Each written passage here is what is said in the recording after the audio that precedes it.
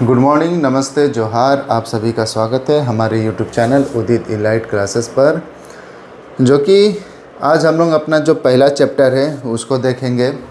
और जितने भी स्टूडेंट हैं 15 जेपीएससी के लिए अभी से प्रिपरेशन करना स्टार्ट कर दीजिए, ताकि आप लोग सोचेंगे कि एग्ज़ाम सामने है, इसके बाद मैं प्रिपरेशन करूं, तो नामुमकिन है वो चीज़। ठीक है, वो नहीं हो पाएगा। आपको मैक्सिमम 6 महीना साल भर आपको देना पड़ेगा, तब जाकर आपका एग्ज़ाम क्वालिफाई होगा।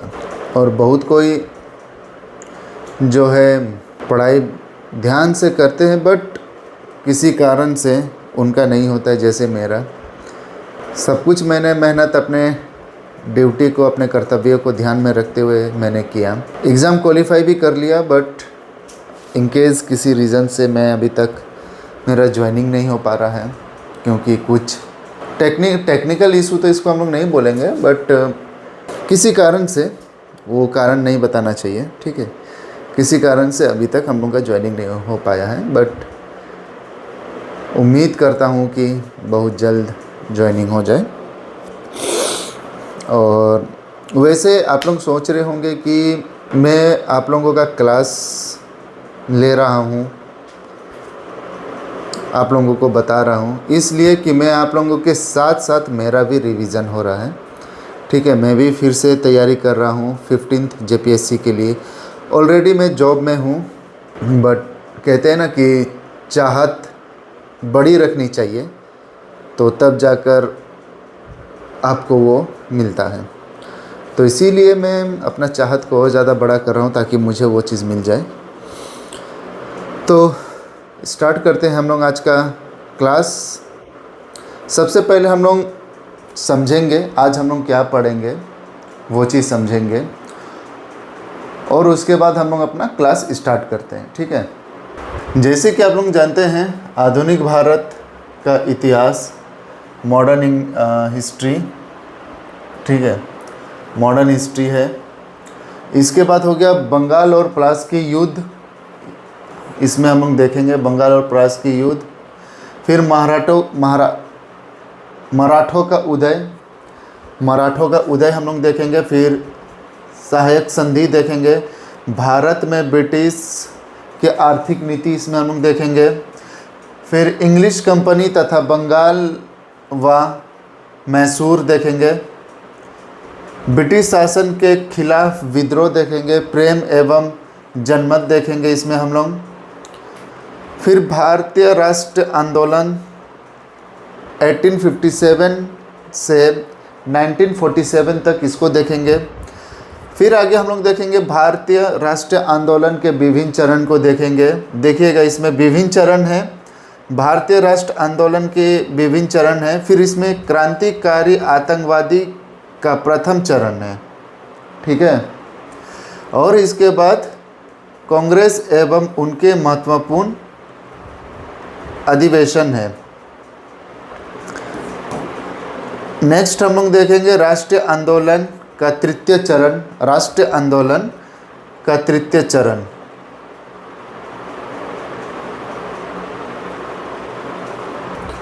देखिए, जैसे कि इसमें दिया है भारतीय राष्ट्र आंदोलन के विभिन्न चरण, और इसमें दिया गया है राष्ट्रीय आंदोलन का तृतीय चरण है, ठीक है।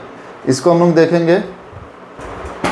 फिर जैसे कि इसमें देखेंगे क्रांतिकारी आतंकवाद आंदोलन का दूसरा चरण, जो कि इससे पहले में जो ये है, देखिए इसमें है, ये हो गया आपका प्रथम चरण हो गया, ये हो गया क्रांतिकारी आतंकवाद का प्रथम चरण हो गया। इसके बाद फिर आगे हम लोग देखेंगे क्रांतिकारी आतंकवाद का दूसरा चरण, द्वितीय विश्व युद्ध, भारतीय राष्ट्र आंदोलन का तृतीय एवं चतुर्थ चरण। आगे हम लोग उसमें देखे थे प्रथम चरण के बारे में, ये है 143 से 152 तक। और इसके बाद 19वीं शताब्दी में सामाजिक एवं संस्कृति जागरण के बारे में हम लोग देखेंगे। उसके बाद हम लोग अगला जो है वो आते हैं झारखंड का इतिहास। देख लीजिए, आधुनिक भारत में भी हम लोग झारखंड का इतिहास को देखेंगे, क्योंकि ये हम लोग जेपीएससी का तैयारी कर रहे हैं। तो इसीलिए हर जगह में हम लोग को झारखंड को टच करना ही पड़ेगा। कोई भी आप लोग किताब देख लो, उसमें झारखंड को टच करना ही पड़ेगा, बिना झारखंड को टच किए नहीं होगा। ठीक है, जैसे मैंने आपको पहले भी बताया था, पेपर 1 जो है हम लोग का, वो पेपर 1 जो होता है वो 80% क्वेश्चन जो है वो अदर से आते हैं और 20% क्वेश्चन जो है वो झारखंड से रहता है। इसके बाद पेपर 2 जो होता है वो आपका स्पेशल झारखंड का ही होता है। तो देख लीजिए, इसमें भी झारखंड का है। आदि धर्म अर्थ झारखंड के आदिवासियों की सरना संस्कृति, इसमें हम लोग देखेंगे। फिर सदन की संकल्प और नागपुरिया भाषा का प्रकट। फिर झारखंड में जनजाति विद्रोह एवं राष्ट्रवाद संघर्ष, बिरसा आंदोलन, भगवान बिरसा मुंडा का जो आंदोलन था उसके बारे में हम लोग इसमें देखेंगे। प्राण भगत आंदोलन इसमें देखेंगे। फिर जो है झारखंड में स्वतंत्र आंदोलन, इसमें हम लोग देखेंगे। ठीक है, तो चलिए स्टूडेंट, हम लोग अब अपना जो है वो स्टार्ट करते हैं चैप्टर। जैसे कि हमने कहा था, आधुनिक भारत का इतिहास। इस जो है आधुनिक भारत का इतिहास को, ये आज हम लोग का स्टार्टिंग है। जैसे कि आज हम लोग का टॉपिक जो है वो है आधुनिक भारत का इतिहास। ठीक है, आधुनिक भारत का इतिहास जो है वो हम लोग का आज का टॉपिक है। इसके बारे में आज हम लोग जानेंगे। तो आधुनिक भारत में जो यूरोपियन जो है वो अपने साथ क्या लेकर आए थे? एक प्रेस, क्या लेकर आए थे अपने साथ? प्रिंटर प्रेस लेकर आए थे। कौन लेकर आए थे? यूरोपियन। ठीक है, यूरोपियन अपने साथ एक प्रेस प्रिंटर लेकर आए थे। और साथ ही ये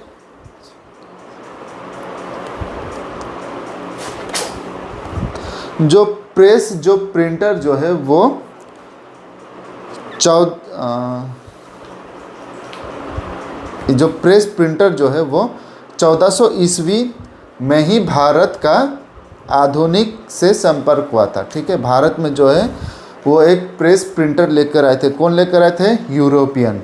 ठीक है, मैं लिख देता हूँ, आप लोग नोट डाउन कर लीजिएगा। जैसे कि हम लोग देखते हैं, यूरोपियन क्या लेकर आए थे अपने साथ? Painting press. क्या लेकर आए थे अपने साथ? Painting press. ठीक है, ये अपने साथ आए थे पेंटिंग प्रेस लेकर। और कब आए थे? 1400 ईस्वी में। कब आए थे? 1400 ईस्वी में आए थे। यूरोपियन जो है वो पेंटिंग प्रेस जो लेकर आए थे।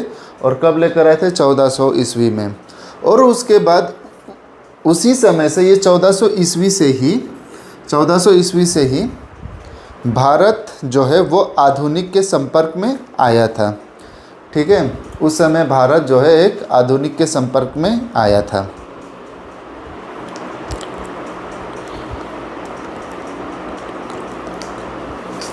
इसके बाद इसका जो आधुनिक का जो प्रभाव है वो कहाँ हुआ? औरंगजेब। ठीक है,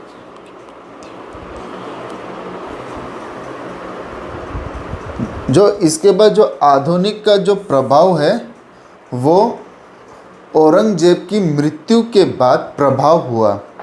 ठीक है, औरंगजेब का मृत्यु कब हुआ था?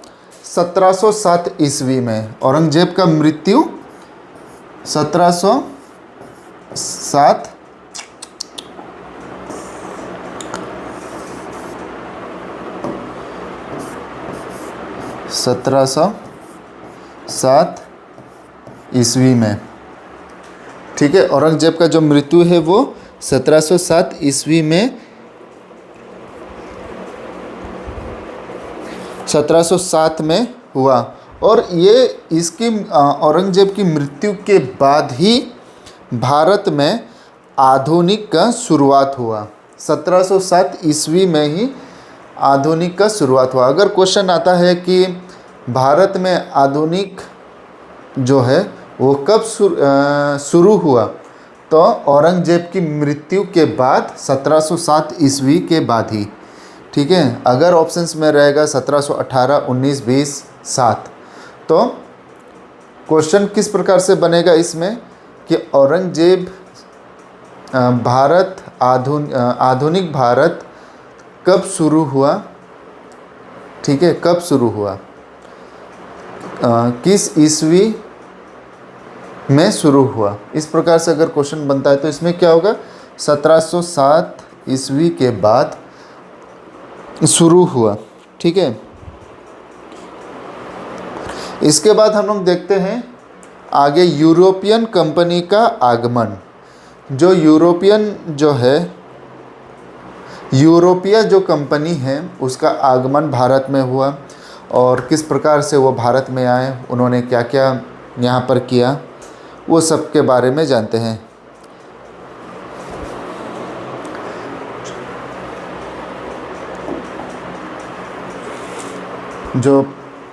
जैसे कि आप लोग जानते हैं पुतली जो यात्रा कब हुआ था, 1498 ईस्वी में।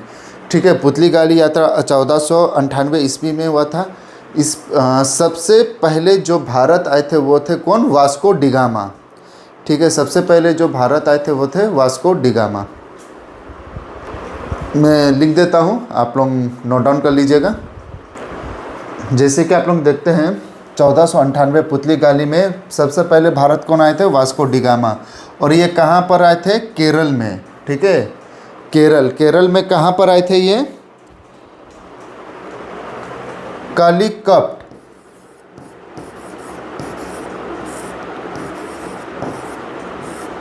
कालीकट में ये आए थे। ठीक है,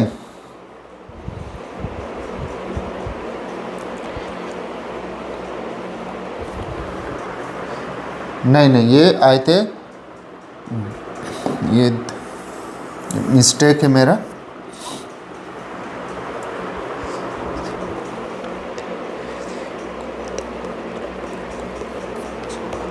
ये आए थे कोड़पा नामक जगह, जो कि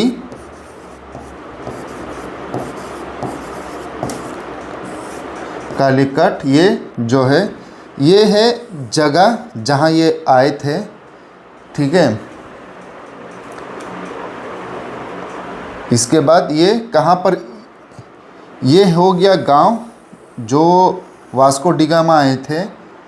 ठीक है, वो जो ये गांव पड़ता है वो कालीकट जो है एरिया, ये इसके अंतर्गत आता है।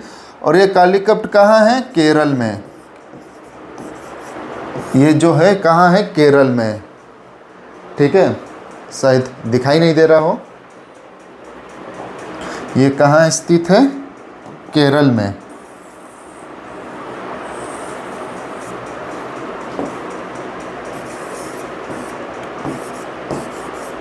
केरल में।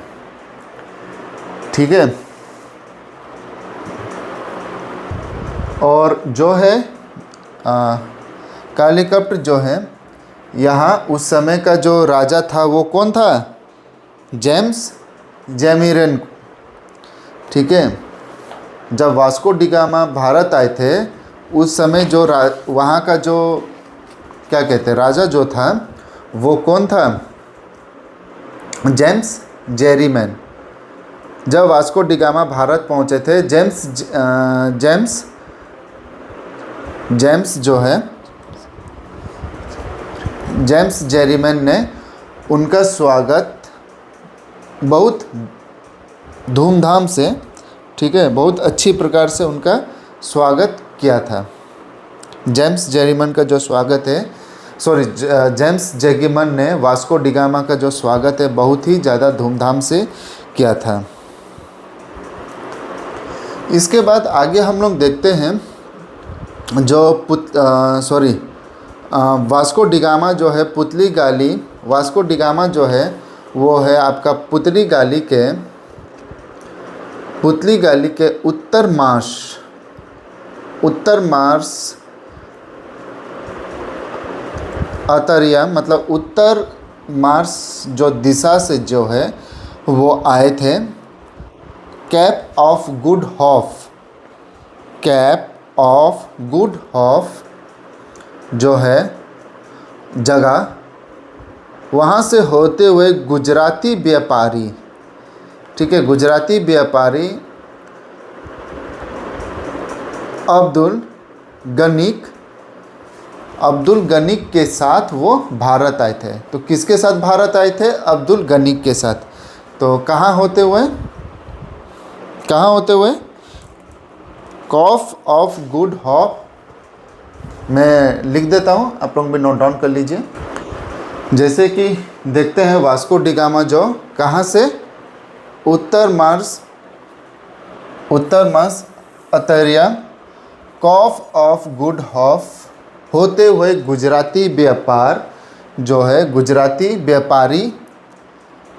जो व्यापारी है अब्दुल गनी के साथ वो भारत आए थे। ठीक है, अगर क्वेश्चन पूछा जाएगा कि आप वास्को डी गामा किसके साथ भारत आए थे, तो सीधा है अब्दुल गनी के साथ भारत आए थे। ठीक है, इसके बाद आगे हम लोग देखते हैं कि 1487 में, ठीक है, 1487 में क्या हुआ था? एक पुतली गाली नावक जो है वो क्या किए थे? बेल्थ म्यून डिजाइमन के साथ भारत आकर वो भटक गए थे। ठीक है, भारत आने के क्रम में वो भटक गए थे। किसके साथ? बैथलिन म्यूज डिजाइमन के साथ। मैं लिख देता हूँ। इसमें देखिएगा कब ये 1487 को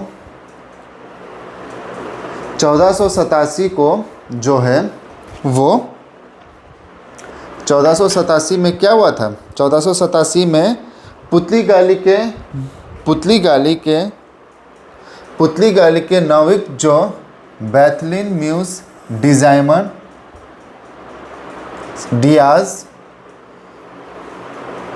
म्यूज डियाज जो है वो भारत आने के क्रम में भटक गए थे। मतलब कि सीधा और सरल भाषा में अगर हम लोग समझेंगे तो वो भारत आए और वो रास्ता अपना भटक गए थे। भाई अब हमको कहाँ जाना है, अब बताओ आप।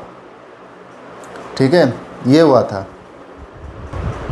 इसके बाद आगे हम लोग देखते हैं 1492 जो है 1492 में 1492 में स्पेन के एक जो नागरिक है क्रिस्टोफर कोलंबस को, ठीक है, क्रिस्टोफर कोलंबस जो है कोलंबस को स्पेन की जो महारानी है राजबेल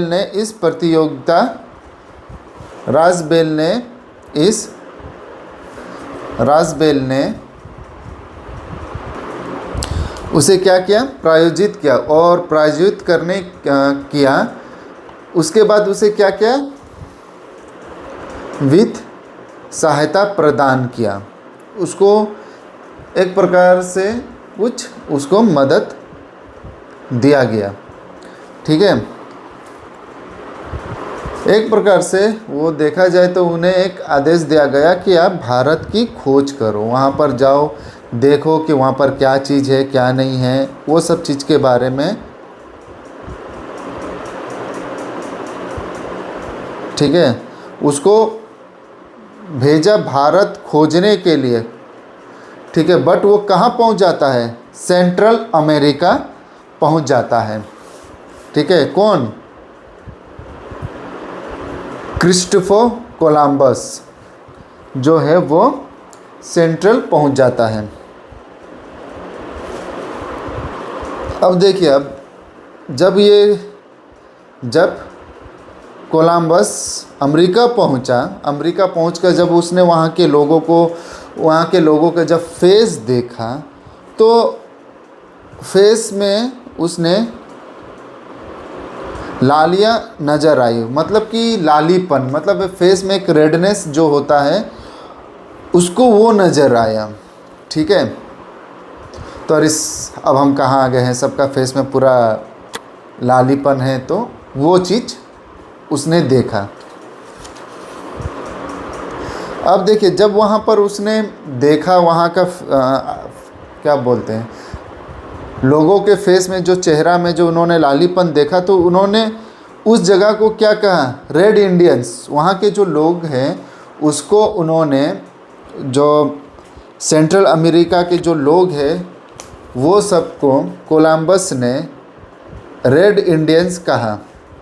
ठीक है, और इसके बाद जो कोलंबस जो है वो कहाँ के मूल निवासी थे, इटली के, वेनिस इटली के वो मूल निवासी थे। अमेरिको वेस्पी नामक जो इटली का नागरिक था, ठीक है, वो कहाँ पहुँचा, अमेरिका पहुंचकर उसने बताया कि कोलंबस ने जिस क्षेत्र को ढूंढा है वह भारत नहीं हो सकता है। ठीक है, अब हम लोग देखते हैं कि अमेरिका जो है वो किसके नाम पर अमेरिका पड़ा है। अमेरिको वेस्पी ने बताया कि यह भारत नहीं है। ठीक है, यह भारत नहीं है उन्होंने बताया, तो अमेरिको के नाम पर ही अमेरिका का नाम पड़ा। अमेरिको के नाम पर ही अमेरिका का नाम पड़ा। इसके बाद आगे हम लोग देखते हैं कि सिकंदर जो है, सिकंदर के आक्रमण के बाद 4 मार्ग की खोज होती है। सिकंदर जो है उसके आक्रमण के बाद फिर 4 मार्ग की खोज होती है। इसके बाद भारत तक पहुंचने के लिए उसको लौटना पड़ा वापस, जिसके बाद भारत का जो व्यापारी जो है, ठीक है, व्यापारी संबंध तथा अन्य चीज़ों के बाद भारत का जो व्यापारिक अन्य चीज़ों का भी आदान प्रदान होता है। ठीक है, व्यापारी संबंध तथा अन्य चीज़ों का भी आदान प्रदान होता है। भारत का जो जितने भी व्यापारी जो थे वो सब का फिर हर चीज़ों का फिर आदान प्रदान स्टार्ट हो जाता है। जैसे कि अब हम लोग देखते हैं कि ज्योतिष शास्त्र, खगोल शास्त्र इत्यादि का आदान प्रदान इटली यूनियन इत्यादि से किया जाता था। इसके बाद आगे हम लोग फिर देखेंगे कि पारस की जो खड़ी जो थी, पारस की खड़ी में क्या होता था कि हल्का धुंधलापन, कोहरा का समस्या हमेशा वहाँ रहता था। इसके बाद वहाँ पर ज़्यादातर नींव लाल सागर का ही इस्तेमाल करते थे। ठीक है, लाल सागर, भूमध्य सागर, पारस की खड़ी इलाके, सीरिया होते हुए भूसागर, अफ़गानिस्तान, ईरान और तुर्की के मार्ग से भारत, अफ़गानिस्तान, रूस, यूरोपियन आए। ठीक है, देखिए इसके बाद जो 4 मार्ग का जितना भी है, ठीक है, 4 मार्ग का खोज होने के बाद भी केप ऑफ गुड होप होते हुए भी भारत में व्यापारी के लिए, ठीक है, यूरोपियन क्या करते थे, समुद्र मार्ग की खोज करते थे, क्योंकि समुद्र मार्ग भूमार्ग से उनके लिए सेफ रहता था। जैसे कि आप लोग जानते हैं कि समुद्र मार्ग खतरा रहता था, ठीक है। भूमार्ग में उतना नहीं, बट समुद्री मार्ग में अभी भी आप लोग डिस्कवरी में ये सब में देखते होंगे कि अभी भी वहाँ पर एक समुद्र लुटेरा जो कहते हैं वो सब रहते हैं। वो सब होने के बावजूद भी वो समुद्र मार्ग ही चुनते थे, यूरोपियन समुद्र मार्ग ही। और इसका ये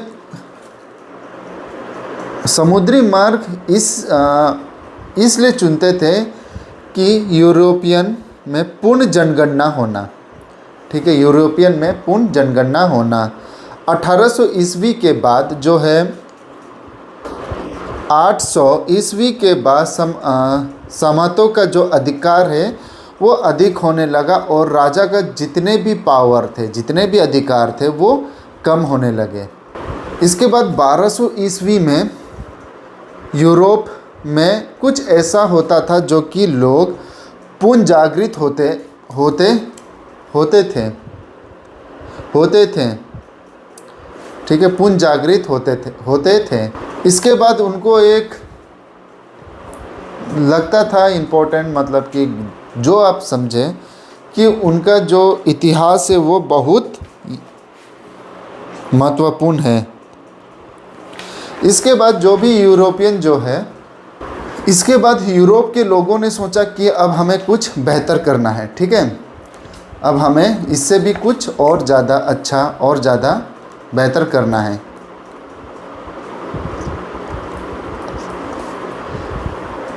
क्योंकि उस समय साहित्य कला जो है स्थापित था। तो आज हमने जो देखा है आधुनिक भारत का, बस एक ही पेज कंप्लीट किया है, उससे ज़्यादा नहीं। और इसके बाद आगे फिर हम लोग देखेंगे, अपना नेक्स्ट क्लास पर। तो आप लोग अपना जो भी पढ़ाई सब है, जितने भी तैयारी आप लोग कर रहे हैं, ध्यान से कीजिए। 15 JPSC सभी कोई पास करना है, सभी कोई निकालना है। और मैं अब जो BPSC का भी तैयारी करवाने वाला हूँ। जो कोई भी स्टूडेंट BPSC के लिए भी है, बिहार दरोगा हो गया हो, खैर अभी तो झारखंड दरोगा तो आप भूलिए जाइए, और सब चीज़ के बारे में बताऊंगा।